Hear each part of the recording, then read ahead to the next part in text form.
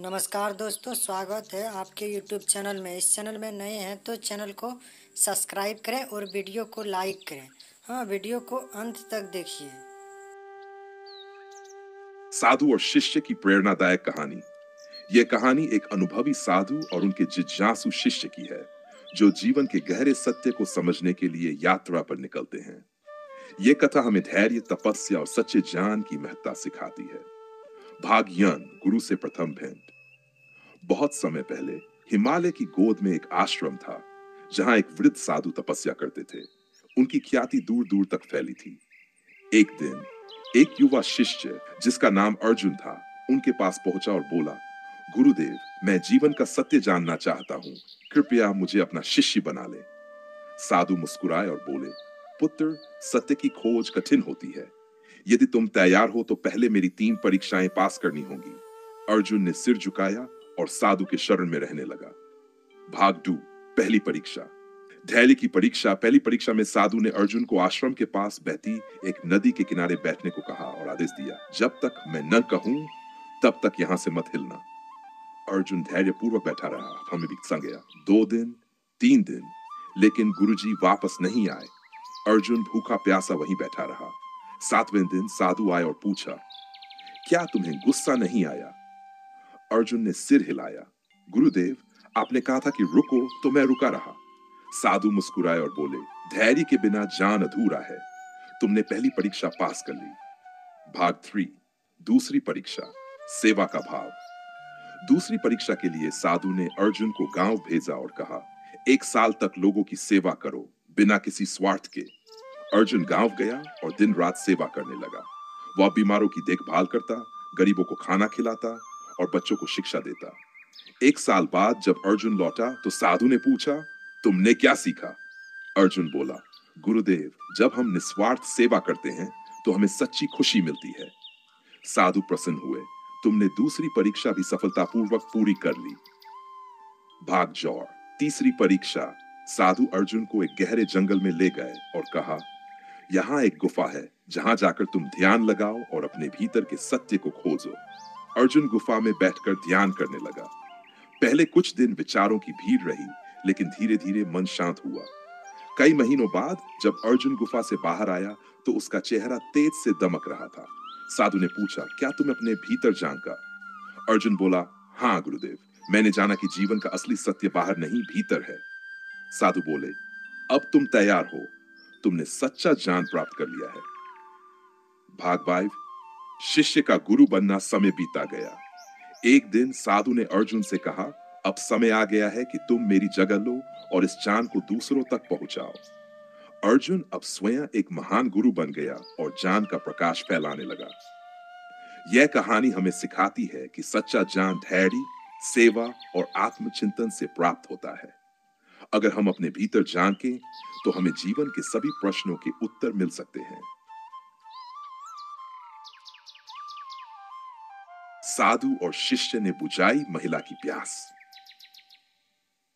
पुराने समय की बात है, जब भारत के एक सुदूर वन क्षेत्र में एक महान साधु अपने शिष्य के साथ तपस्या करता था। वह स्थान हिमालय की तलहटी में स्थित था, जहां घने जंगल, बहती नदियां और एकांत का वातावरण था। साधु और उसका शिष्य वर्षों से वहीं तपस्या कर रहे थे।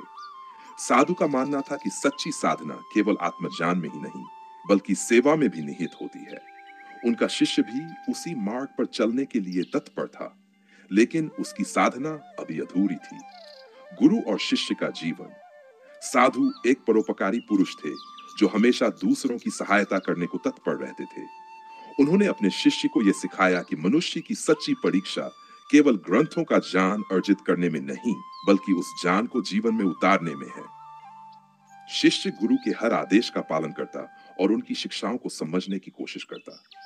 एक दिन साधु ने शिष्य से कहा, तूने अब तक ध्यान और योग का अभ्यास किया, लेकिन सेवा का अनुभव अभी बाकी है। जीवन में केवल अपने लिए नहीं, बल्कि दूसरों के लिए भी जीना चाहिए। शिष्य ने सिर झुकाकर उत्तर दिया, गुरुदेव, मैं सेवा करने को तैयार हूं, बस मुझे मार्ग दिखाइए। साधु मुस्कुराए और बोले, समय आने पर तुझे स्वयं मार्ग मिल जाएगा। वन में एक प्यासे पथिक की खोज। एक दिन गुरु और शिष्य तपस्या में लीन थे कि अचानक एक अजनबी स्वर गूंजा, किसी की करुण पुकार जंगल में गूंज रही थी। शिष्य ने ध्यान हटाकर सुना, पानी, पानी, कोई मुझे पानी दे दो। शिष्य ने तुरंत आंखें खोली और गुरु की ओर देखा। साधु ने संकेत किया कि वह आवाज की दिशा में जाए और देखे कि कौन पुकार रहा है। शिष्य तेजी से उठा और आवाज की ओर बढ़ा। वहां एक महिला थी जो गर्मी और थकान के कारण अचेत होने वाली थी। वह बहुत ही दयनीय स्थिति में थी। उसके होंठ सूख चुके थे, कपड़े धूल से सने हुए थे और उसकी आंखों में गहरी बेबसी झलक रही थी। उसने कमजोर स्वर में कहा, मुझे पानी चाहिए, मैं बहुत प्यास से मर रही हूं। शिष्य ने तुरंत अपना कमंडल उठाया, लेकिन उसमें पानी बहुत कम था। उसने सोचा कि यह पर्याप्त नहीं होगा और महिला की प्यास बुझाने के लिए अधिक पानी लाना पड़ेगा। महिला की सहायता के लिए संघर्ष। शिष्य ने सोचा कि पास ही कोई जल स्रोत होगा। वह चारों ओर देखने लगा, लेकिन जंगल में कहीं भी पानी नहीं दिख रहा था। वह महिला बहुत थकी और कमजोर थी, इसलिए वह उसे अकेला नहीं छोड़ सकता था। शिष्य ने गुरु को आवाज लगाई, गुरुदेव, यहां एक महिला बहुत प्यासी है, लेकिन मेरे पास पर्याप्त पानी नहीं है।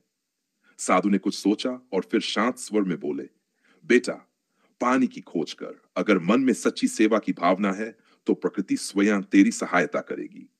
शिष्य ने सिर झुकाया और जल्दी से जंगल की ओर चल पड़ा। वह काफी देर तक इधर उधर भटकता रहा, लेकिन कहीं पानी नहीं मिला। सूरज सिर पर था और पसीने से तरबतर शिष्य की हिम्मत जवाब देने लगी थी। नदी की खोज और परीक्षा।